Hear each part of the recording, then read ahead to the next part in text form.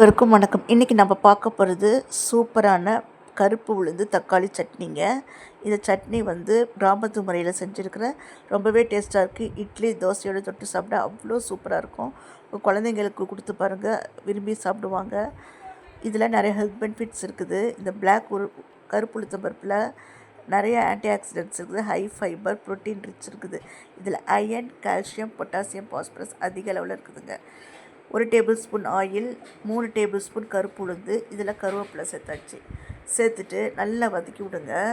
இதில் தோல் மட்டும் மேல் தோல் நீக்கிட்டு 5-6 பல் பூண்டு, 3 காஞ்ச மிளகாய், இன்னும் மிளகாயில் காரம் கம்மி, 2 பச்சை மிளகாயை கீறி விட்டுட்டு சேர்த்துட்டு நல்லா வதக்குங்க. உளுத்தம்பருப்பு நிறம் மாறினதையும் ஒரு 4 தக்காளியை ஃபைனாக சாப் பண்ணி இதில் போட்டுட்டு அதையும் நல்லா வதக்கிடுங்க. இதுக்கு தேவையான அளவுக்கு உப்பு போட்டுட்டு நல்லா வதக்கி விடுங்க.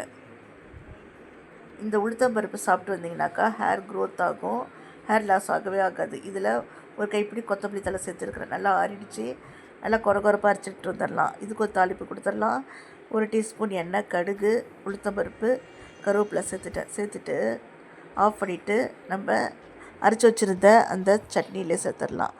வீடியோ பிடிச்சிருந்ததுன்னா லைக் பண்ணுங்கள், ஷேர் பண்ணுங்கள், சப்ஸ்கிரைப் பண்ணுங்கள். நன்றி, வணக்கம்.